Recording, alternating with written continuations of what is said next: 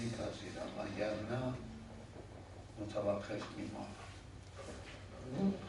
Therefore, you should be very cautious for our judgment. When we want to come to a judgment, we should consider our limitation, the limitation of the domain of our understanding. A philosopher cannot judge definitely for something related to the realm of other sciences. And other sciences like basic sciences of humanities and others, they cannot judge about the knowledge related to the realm of revelation. The only thing which is permissible is the blessed phrase, I don't know. اون وقت اینجا اون معنای معنویت رو باید معنی کنیم که اگر ما مرادمون از معنویت همین رفتاری است که افراد دارن، دروغ نمیگن، کاسبی خوب میکنن، به وعدهشون وفا میکنن و این رفتار اجتماعیه، خب این عقلانیت حسی هم با این سازگاره. یعنی یه تاجر بیدین خوب تجارت میکنه، با مشتریهاش کم فروشی نمیکنه، سر موعد پولشون رو میده. همین چیزهایی که در کشورهای سکولار رایجه. این با اون عقل حسی هم جور در میاد. اما اینو ترجمه کنید تا اون دیگریشون. Now, we can refer to the spirituality, the concept of spirituality. Having that prerequisite that already mentioned, if by spirituality, if what we mean by spirituality is that somebody is good, doesn't lie, or have a moral relation with the others, if a businessman is not cheating others, if his behavior is according to the accepted rules of the society, that is good. But this kind of behavior could be analyzed and could be supported by our sensual rationality. Even I mean that this worldly rationality also recommends that, can prove that okay, if you want to have a better life, we should go through this kind of observances, this kind of codes of behavior. This is in compatibility with our sensual rationality. اما اگر مراد ما از معنویت اون ارتباطی است که با ورای حس داریم، من به اون میگم فراحسی، نمیگم مجرد، فراحسی. اگر منظور ما از معنویت اونه که با اون ورای حس ارتباط داشته باشیم، این باید عقل رو حوزش رو بدانیم و بدانیم که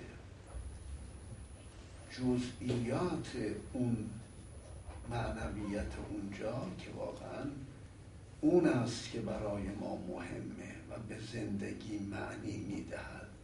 یعنی ارتباط با فراحس، یعنی با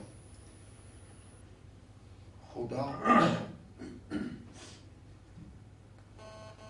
حقایق.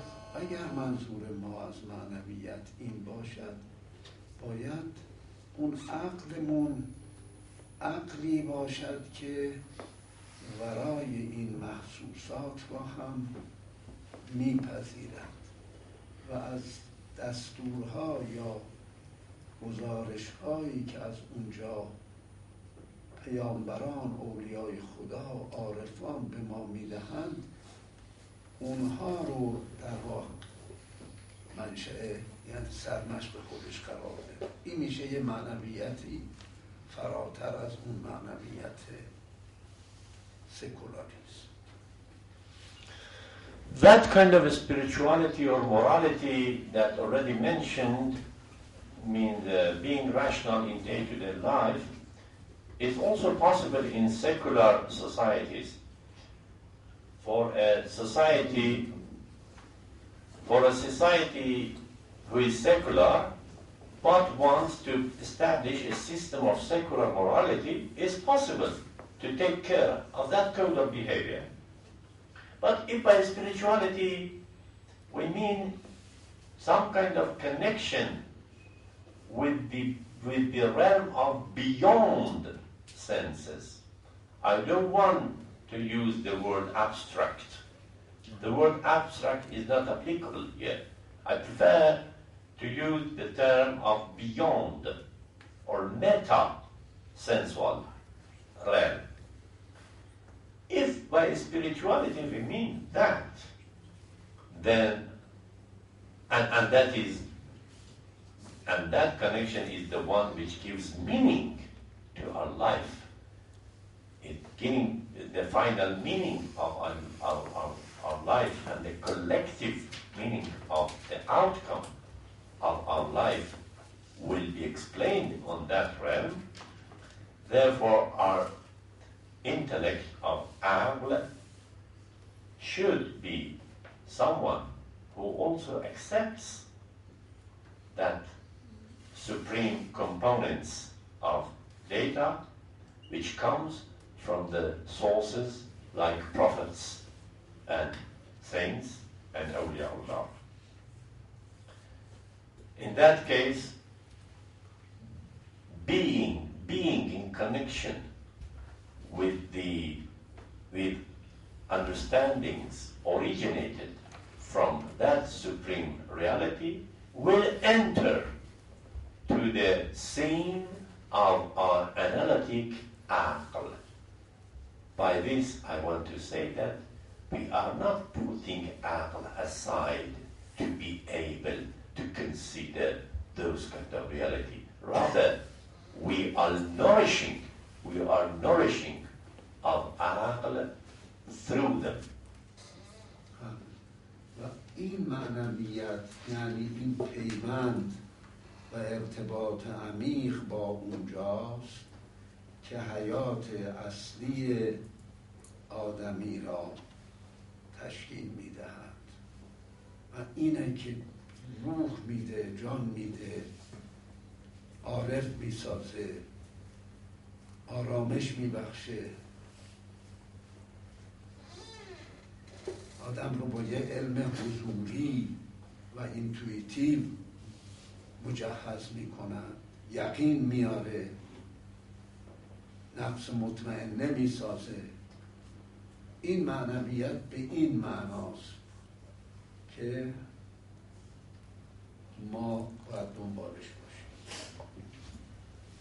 It is through this connection with the Supreme Realm that our life could be defined as a real human life. This is the one that makes us really alive. In ayah يا أيها الذين آمنوا استجيبوا لله إذا دعاكم لما يحييكم.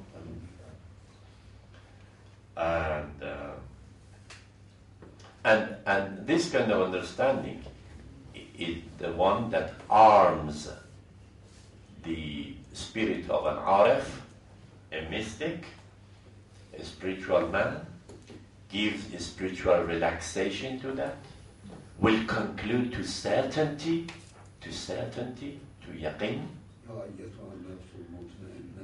and will take us to a place that our spirit, our soul, is embraced by some kind of certainty which is so solid and undoubtable that we can rely on that. There are two verses of the Quran which refers, Dr. Ahmad mentioned, refers to this state of understanding. First of all, Ya ayyatuha an-nafsul mutma'inna arji'i ila rabbika radiyatan mardiyah, which is in the Quran saying that, oh, the soul who has established himself in the throne of certainty, absolute certainty. Now you can come to me and relax beside me. And the other verse is that Ya ayyuha alladhina amanu istajibu lillahi wa lirrasul idha da'akum lima yuhyikum. There is a call in the Quran. And this call is addressed to believers, not to non-believers, addressed to believers. All believers give positive response to this call, which gives you life. These people who this verse is addressing to, they are live people, they are alive, they are walking. But there is a call saying, no, this is the one which gives you life.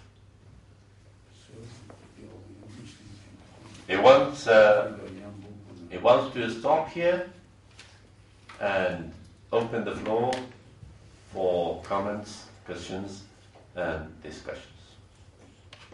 Yes, Hussein, please.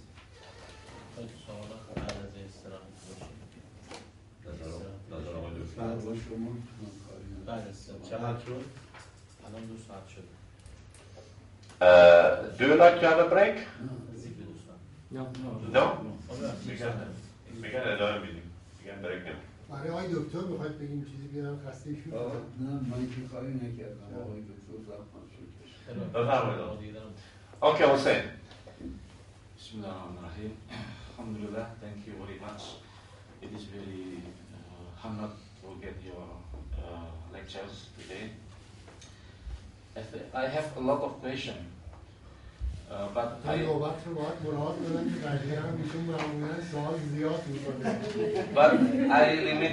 limit the question on the three questions. Because my research also about perception al-idrak, according to Mullah Sadra, and in comparison with Whitehead, Alfred, not Whitehead, or Western philosopher. According to Mullah Sadra, we have three kind of perception: sensory perception, idrak hissi. First, three types. Yeah, sensory perception, Sensory. imaginal perception, and intellectual perception, idrak akli, idrak khayal, idrak hissi.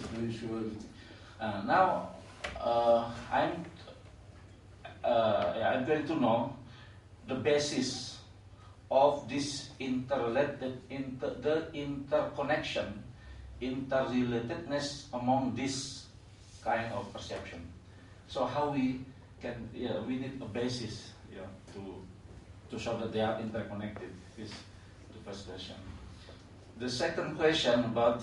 Shall we go to the first one? First. Kim. میگن که میگه من دارم روی مفهوم ادراک در مولا صدرا کار میکنم در مقایسه با وایتهد، اون فیلسوف. و مولا صدرا تقسیم میکنه ادراکات ما رو به ادراکات حسی، ادراکات خیالی و عقلانی.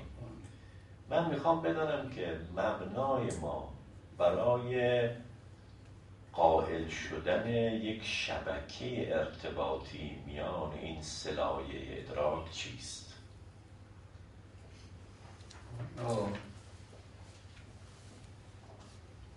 این کتاب رو فارسی بلدید یا نه؟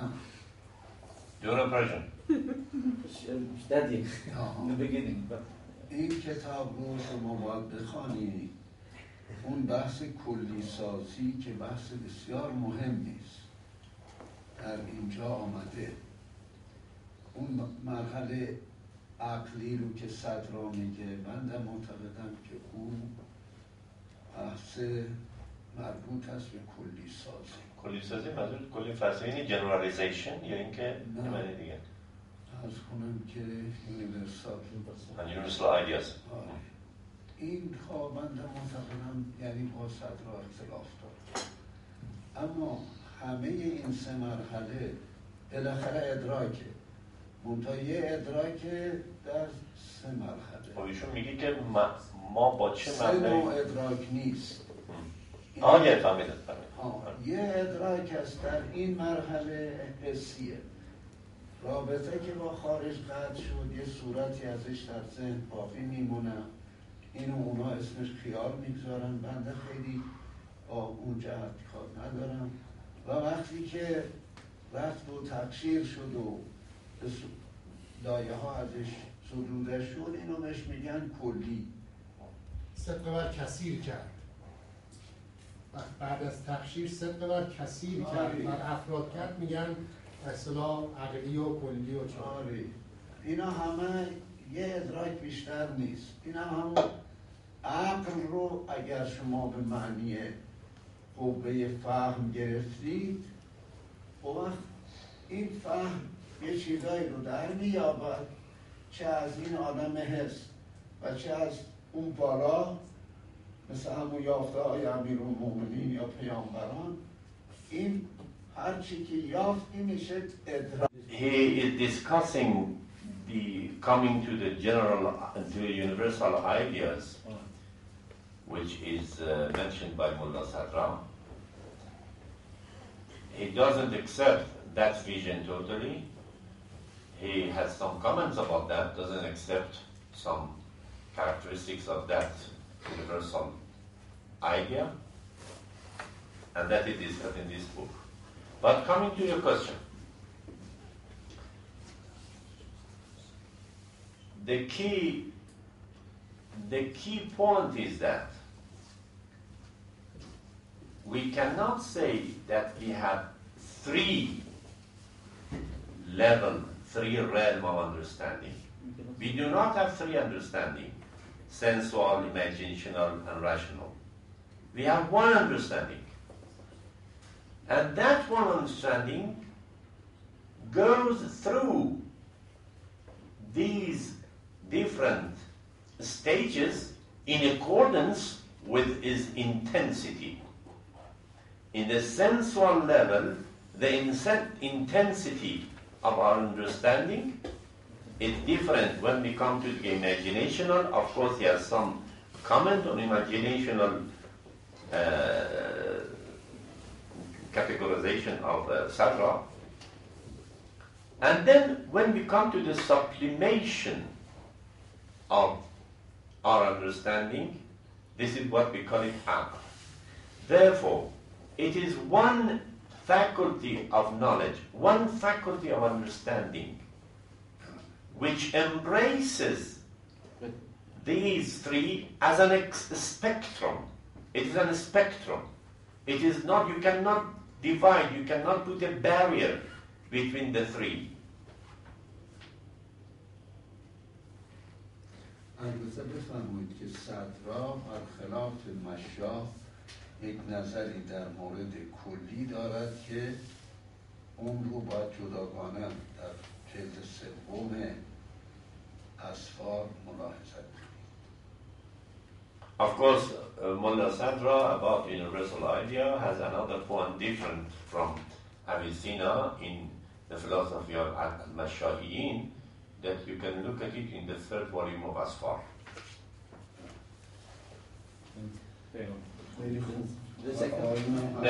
Well, let's go to the other and then come back to you. Yes, please. Yeah. Well, I just wanted to ask for a clarification. When you're talking about Aql, I think that's how you started. You described it as pretty much a passive faculty, the one that receives data from the outside.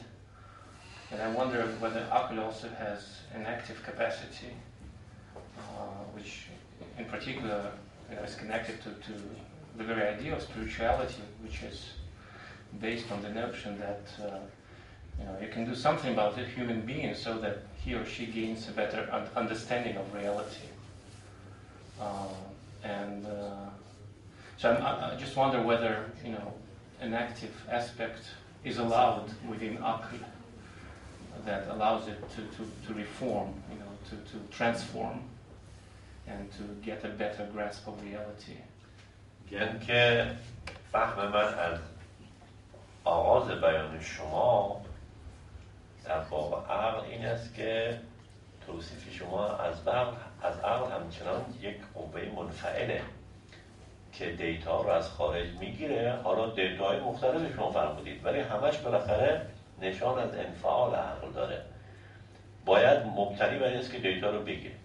آیا شما یک شخصیت فعال هم برای عقل قائلید که بتوانه از درون خودش صرف نظر از دیتاها ما رو کمک کنه که حقایق رو بهتر بفهمیم؟ عقل از خودش هیچی نداره، از درون خودش هیچی نداره، همش باید از بیرون بگیره و از خودش اگر بخواد چیزی داشته باشه اونجور که کانت میگه، کانت در مورد ریاضیات و هندسه میگه اینها صورتهای ذهنی هست. این سوال پیش میاد که اگر اینها صورت ذهنیه چطور با خارج انطباق پیدا می‌کنه؟ بالفعل جناب استاد چیزی نداره، اما عقل قائلی که بالقوه هم چیزی نداره که مرحوم آقای مطهری قائله که بالقوه این استعداد رو داره. درست اون دیتا میاد اما این خودش میتونه توی مرحله فعال باشه. فعال بکنه یعنی چی بکنه؟ از خودش بسازه یا استعداد این رو داره که اون دیتا کار بکنه، چیزهای متفرعاتی تولید بکنه. توجه کنید که از خودش استعداد این رو داره که اینها رو تحلیل بکنن، مثل یه ریاضیدانی که یک عدد رو میگیره تا بی نهایت به خودشون میتونن تحلیلش بکنن. اینا قبول داریم، اما این که از خودش بتونه یک چیزی اضافه کنن این نیست. Yes, I think that Aql is totally passive, is an empty entity without data. Therefore, he rejects the idea of Kant, which said that, for example, our general ideas about the elements of mathematics and geometry, which Kant believed that they are established in the context of our aql, of our mind. Therefore, in accordance with Kant, what we conclude in the field of mathematics comes from the established forms which is located inside our mind from within. Therefore, I don't want to accept that. Why? Because if this is the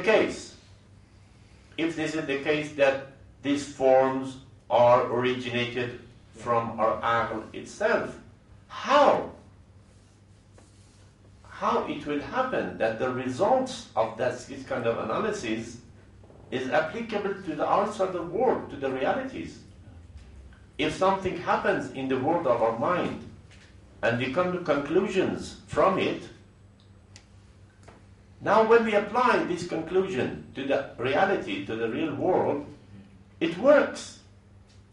If there is an independent realm of understanding inside Aql, how these two, the reality and our perception, are not are the same. این صورت‌های ذهنی ما چطور با خارج منطبق میشه؟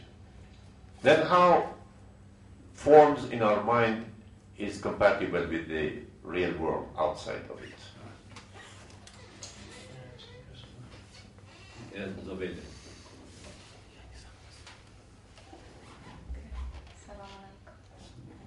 Some of my questions already covered, but your answer to Brother Hussein. thing, but I would like you to explain, because philosophers, they classify intellect. They mention there is an goods, there is an acquired knowledge, there is a habitual knowledge, habitual intellect. Sorry. So how will you explain with the natures of akal, of intellect that you explained? And you mentioned that we cannot claim that there is not such things, but we just claim I don't know. So within this, in the framework of possibility, what is the certainty? What is the foundational basis? So the other the certain science, because some Muslim scientists and philosophers, they do classifications of knowledge, saying that a certain science sits in the higher level of reality than the other science. They say that metaphysics, for example, is higher than natural science, biology, and physics. And what is the foundational basis that we can have certainty in that realm of possibility? So a certain science or a study can evaluate and examine that a certain propositions belong to a certain study is false.